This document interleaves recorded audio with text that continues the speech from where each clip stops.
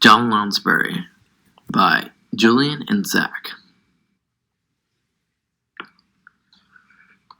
Junior high and middle school movement. Junior high started about the late 1800s, while middle school started about the early 1970s. In the 2000s, junior high converted to middle school. And then in the table, we see the difference between middle school and junior high. The organization of teachers is middle school had more of interdisciplinary teams, while junior high has subject departments. Organization of students, the instructional grouping within heterogeneous learning communities, and they also had flexible grouping, while junior high had homogeneous groups and tracking. Instructional planning, middle school had cooperation, while junior high had isolation. The scheduling, middle school had flexible blocks, while junior high had rigid periods. The student/teacher interaction, junior high had different teacher every 40 to 50 minutes, while middle school, they had more of a team base. And then the environment they had, middle school was more nurturing and caring, while junior high was more impersonal. The student-to-student environment, middle school was more of a cohort group, while junior high was constantly shifting groups in separate classes. Guidance in middle school, one adult advisor/mentor for every 25 or fewer students, while junior high, one guidance counselor/mentor had about 300 to 600 students. The frequency of guidance, middle school advisories daily or a frequent basis, while junior high once or twice a year. John Lounsbury was born in New Jersey during the Roaring '20s. He attended Tusculum College in Tennessee. While he was there, he received his bachelor's and moved on to receive his master's at Peabody in Nashville. While studying at Peabody, he began his professional relationship with Leonard Coos, a known founder of the junior high school movement. As a result of this relationship, Lounsbury elected to write his dissertation on the junior high school movement and related research and developmental practices. He followed his interest and created ideas that would soon go on to shape education in America. After this, he began his educational career in 1948 as a social studies teacher in Wilmington, North Carolina. Eventually, he received his doctorate and became the dean of the college education at Georgia College. He currently serves as a consulting editor for the National Middle School Association. Lounsbury continues to be active in middle school education. He serves with the Georgia Middle School Association, the Georgia Lighthouse Schools to Watch program, and the Association for Middle Level Education. He writes articles for the publication and continues to offer leadership to the state and national levels through his writings on behalf of the young adolescents. He is also a mentor, role model, and inspiration to teacher candidates all across the country. He continues to encourage teachers to create learning environments that support the developmentally unique characteristics of the young adolescents they are teaching. Whether it be middle school, elementary, or secondary school, he inspires teachers to create environments that are catered to the students and their age group. He has co-authored or authored over 150 articles, 2 college textbooks, and numerous other books, reports, and chapters for books. He presents at state, national, and international conferences around the world. He describes himself as conservative and old-fashioned in personal values, but progressive in educational values and in social values. Lounsbury was one of the founders of the educational movement for middle school and began his career in education over 50 years ago. He's still active and plays a vital professional role in the movement. He's written many books and is a beloved dean and educator. The role in the middle school movement. Lounsbury has been instrumental in instituting practices such as schools within schools and looping in middle schools. He also advocated for democratic teaching methods in classrooms. He became one of the sole voices of the middle school movement, devoting his time to the cause. He was progressive in using a team approach to coursework and using literature to teach. He became the editor of a middle school journal and used that as a platform to promote his ideas for reform. Lounsbury based his idea and platform from the work of John Dewey and his humanistic approaches to education.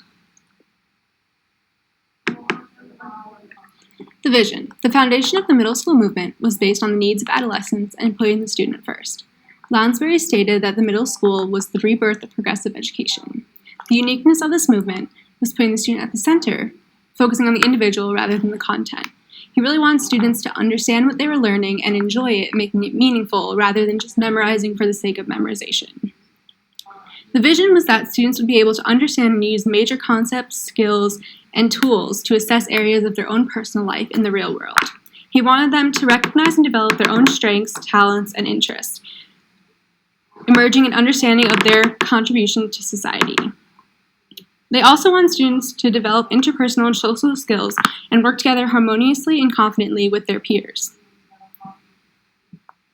This middle school movement also focused on teaching the whole student, meaning they would help students understand and assume responsibility for their actions, to be cognizant and ready to accept obligations and consequences of the things they do. Lounsbury had the idea that middle schools would be developmentally responsive, challenging, ensuring that students are getting pushed to the very best they can be, empowering, which provided all students with the knowledge and skills they needed to be able to succeed, and equitable, meaning that all students were treated fairly and with the same practices as each other, regardless of race, income, or gender.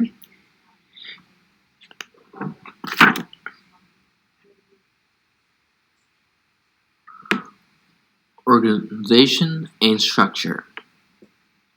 Middle schools are centered around progressive education. Progressive education consists of the ideas of the school should cater to the whole student academically, socially, mentally, and such forth. Active learning should take place through experiences, problem solving, and inquiry. Collaboration and democratic learning practices are a necessity.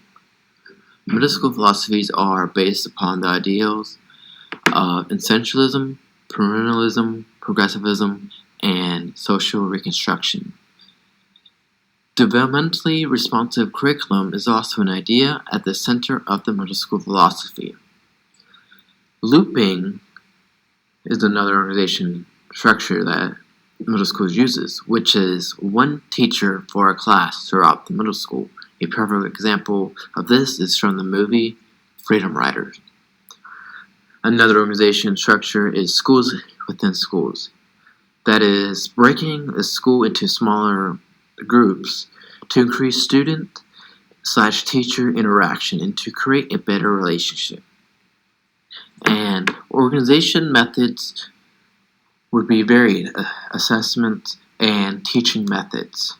It helps to cater to each individual learning style or need.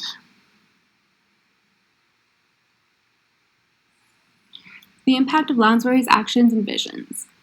So this table shows the influences and then prior to Lounsbury and post Lounsbury. So the influence on American education. Before Lounsbury, adolescents did not receive differentiated education for their specific needs. They received the same education as their peers in secondary, high school, and in elementary school. The junior high movement created a separate school for adolescents, but still did not focus on their specific needs in teaching the whole student. Post Lounsbury, the middle school became a more popular concept. Adolescents began to receive education that was focused for their specific age group and helped them achieve the most they could. Influence on developmental and appropriate education. Before Lounsbury, there was a lack of developmentally responsive curriculum. They used tracking and had a lack of collaboration. Tracking is when teachers place students into groups based on their perceived ability levels and allow them to work together. Post Lounsbury, they pushed for a student-centered learning, which focused on the individual, not the content. They also used groups that were mixed rather than separating kids based on what they thought their ability was. They put all the kids together and allowed them to work together to figure things out. Lounsbury built a foundation based on the needs of the whole child, which include physical needs, cognitive needs, developmental, emotional, moral, all of those kind of needs. The influence on policy, politics, and accountability initiatives. So before Lounsbury, it was non-democratic. It lacked developmentally responsive curriculum. They didn't have interdisciplinary teams, which is when teachers are assigned together to a team. So there's one teacher per subject, and they all work together, focusing on a central idea or theme. Each teacher was allowed to work independently, which, there's a lack of a coherent vision when teachers did not work together, and it didn't allow teachers to be held accountable for what they were doing. Post-Lounsbury, there was developmentally responsive curriculum. They used democratic teaching principles, looping, schools and schools, and interdisciplinary teams. The influence on the movement. There was inactive learning and teacher-centered approaches before Lounsbury. There was a lack of student collaboration and interaction, so students weren't really getting up and moving around and really working with each other. They were more just focused on what the teacher was lecturing at them. And then post-Lounsbury, schools moved towards a progressivism approach. They engaged in active learning, collaboration between students and teachers, and democratic classrooms. This got the students up and moving, working together, and allowing the students to have a say in what went on in their classrooms. Philosophical connection. As future educators, we will build a foundation based on needs of the whole child. We will have an active learning with collaboration between students, teachers. We want to teach in a developmentally responsive way. Lounsbury and this belief share this philosophy of teaching a developmentally responsive curriculum that caters to young adolescents. They also share the belief that middle school should teach the whole child rather than solely focus on academics. And they also want to offer abundant and meaningful opportunities for each adolescent to grow developmentally for appetite for learning and acquire needed skills and knowledge. They want to make students actively aware of the larger world, ask significant and relevant questions, and to wrestle with big ideas and questions if something doesn't appear to be right. And Lounsbury and this we believe also want us to teach them to think rationally and critically and express their thoughts clearly. And we want them to read deeply, to independently gather and access information from many sources, and to also read for enjoyment and continue to be a lifelong learner.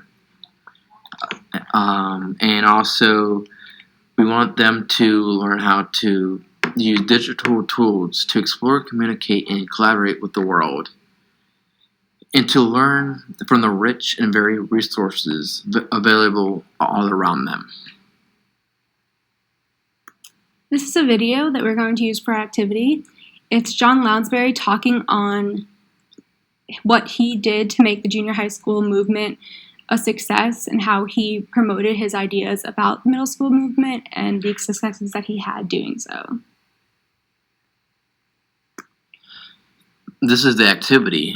It's stand up, hands up, pair up. You're going to find a partner and high five each other.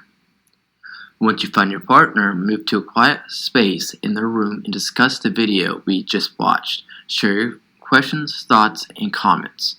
Once you're finished sharing, sit quietly until the class resumes.